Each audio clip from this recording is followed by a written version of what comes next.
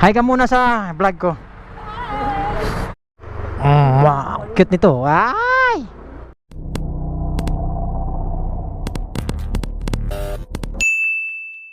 Good morning mga amigos, what's up? So welcome back sa aking panibagong vlog na naman. So now ay babiyahe tayong papuntang Bulacan. So babiyahe kami ngayon, medyo madilim, medyo umuulan, no? Yan, mapapasabak tayo nito. So wala tayo pa naman dalang kaputi. Natin muna yung ating kasama doon sa may Malabon, tapos diretso kami ng Marilao, Bulacan. So let's go and kita-kits tayo sa highway. Okay? So yung mga amigos, update ko na lang kayo mamaya. Okay? So yon, biyahe na tayo mga amigos. Ayan, maulan yung panahon natin, no? Maitim ang kalangitan. So titingnan natin, yan yung dala natin, yung battery, tapos yung mga gamit natin nandito na. So kompleto na, alis na lang tayo. So let's go at puntahan natin yung ating ka-workmate muna. So siyempre kailangan mayroon tayong kasama para servisan namin yung e-bike doon na pinunta na namin dati. So let's go, tara tara, pindador. Iyon, yung mga e-bike natin, marami pa tayong mga e-bike dyan. So tara, palabas na tayo. Yan, maulan, oh. Tingnan nyo naman yung kuwan natin, kalsada, basa. Close the door. Okay, ready to biyahe na tayo. Yan. Okay, so tara, tara. Habang hindi pa masyado malakas ang ulan, ambon-ambon lang. Okay, so yan mga amigos, tara. Sunduin na natin yung ating bagong ka-workmate. Sunduin natin doon. Let's go. Okay. Galing tayo dito na butas, no, sa work natin, sa warehouse natin, tapos diretso tayo ng Malabon, tapos diretso na tayo. Okay, so update ko kayo 5 minutes later. So yun mga amigos, nandito na tayo. Yan, hantayin na lang natin yung kasama natin. Okay, so yung mga amigos, nandito na tayo. At dito yung ating Store 1, pwesto ng SG Moto. Okay, magdala ka pala ng screw kasi gagamitin natin yung ano, 8.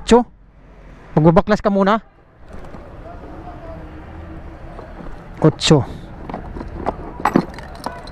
Okay. 5 minutes later. Ito yung motor, saka yung gamit natin. Okay, let's go. Hi ka muna sa vlog ko. Hello. So, Hi. naka-open talaga yan, nakala mo So ayan mga amigos, diretso na kami papuntang Marilao, no? So yan, kasama natin, mekaniko natin. Diretso na tayo at doon na tayo magkita-kit sa highway. Tara. Wala tayong kaputi pa naman pag ito umulan, basa talaga tayo. Ginusto mo yan eh. Okay na? Okay. So let's go. Biyahe na tayo mga amigos sa papuntang Marilao. So mayroon lang kami si servisan doon. So ang gagawin lang naman natin doon, yung motor lang, baklasin lang natin yung motor, battery lang, tapos okay na yon. Sana wag na umulan. Malayo-layo pa naman biyahe natin. Kuhan tayo, Quezon City papuntang Bahisa, Quirino Highway. Oo, diretso tayo. Doon tayo dadaan. Hindi na tayo dadaan dito sa may papuntang Valenzuela, sa may kuhan, ano ba to? MacArthur, MacArthur, hindi doon. Ibang way nun. Papunta tayo ng Novaliches, tapos diretso ng Caloocan, tapos yun na, Bulacan na yun. Doon tayo. Okay, so let's go. Biyahe na tayo. Dito tayo ngayon sa may MC Malabon.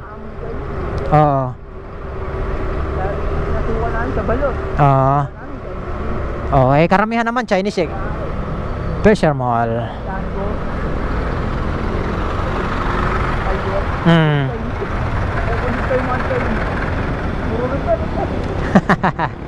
Okay, so yung mga amigos, update ko kayo mamaya-maya. 1 hour later. Wow, cute nito. Ay!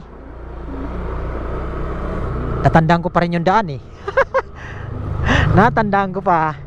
Hindi na ako maliligaw. Tinitingnan ko yung dinadaanan eh, baka maligaw ako eh. Dito na tayo. Malapit-lapit na rin tayo dito. Subdivision yan, pupunta natin dito. Oo. Dika Home Subdivision. Oo. Marilao. Ay, grabe ang daan dito, uy. Bundok na dito, bundok. Ayan, so dito na tayo mga amigos, no. Medyo malubak talaga lang. Ayan, di na tayo naligaw. Medyo nakatandaan ko na yung dinadaanan natin. Yun nga lang, puro butas Sira yung shock ko dito, sira na nga eh. Sira na yung shock ko, masira pa. Ayan, diretso tayo. Pagdating sa dulo, kakaliwa. Oo, ito, ganito, maganda. Shelter Village Subdivision, Barangay 171, Bagungbong. Caloocan pa rin to dito. Ayan o, Caloocan pa rin. Pero pagdating natin dun sa dulo, Marilao, Bulacan na. Oo. Ang lawak ng Caloocan eh. Yun yung pinaka-bungad-bungad ng Marilao. Oo. Oo. Daming sikutan dito, tinan mo. Diba? Ang dami natin linikuan. Sa akin nung una, nung di ko natandaan eh. Oo. Una kong punta dito, naligaw-ligaw ako eh. Sabi ko, dami naman linikuan ito. Pagdating dun sa dulo, kakaliwa. Tapos kanan, kaliwa, kanan, kaliwa. Ang dami pa. Ang dami pa natin papasukan doon. Talagang malilito ka talaga dito pag hindi mo natandaan. Oo. Pag makakalimutin ka, wala. Kahit nakabalik ka na dito, pag nakalimutan mo, wala eh. Kaya kanina, tinitingnan-tingnan ko yung daan. Baka maligaw ako eh. So, hindi na ako maliligaw dito. Alam ko na talaga to dito. Dito na tayo, kaliwa tayo. Yan. Dulo doon sa pinakadulo, Marilao na. Oo, pinakadulo. Marami pa tayong lilikuan doon. Pagpasok natin doon, makikita natin doon, Dika Home, Marilao, Bulacan. Iyon ang pinaka parang bungad na dito ng Marilao. Oo, may arko doon eh. Ayun ang bungad yung ano. Oo, Marilao. Pero subdivision na kagad pagpasok natin dyan. Ayan o, Dika Home. Ayan, so nandito na tayo mga amigos sa Dika Home, sa servisan namin. Ayan, so maulan yung pagpunta namin dito. Ayan, may nakalagay dyan o. Welcome Dika Home, Marilao, Bulacan. Ayan yung Marilao dito. O, di ba? Ayan o, Marilao. O, pasok na tayo ng Bulacan. Tumutunog na yung shock ko Damdam mo yun. Ayan, dito, liliko-liko pa tayo dito. Kanan, tapos kaliwa ulit tayo. Kaliwa. Yan. Natandaan ko rin yung daan. Di na talaga ako naligaw. Di katulad nung una, naligaw talaga ako dito. So dito na tayo papasok ng Welcome Ross Street. Yan, pasok tayo dito. Tapos kaliwa ulit tayo dito. Dito na tayo, malapit na tayo sa servisa natin. Yon, tama yung dinaanan natin, hindi rin naligaw. Nasa dulo yun eh. Pinakadulo na yun doon. So dito na tayo mga amigos, no.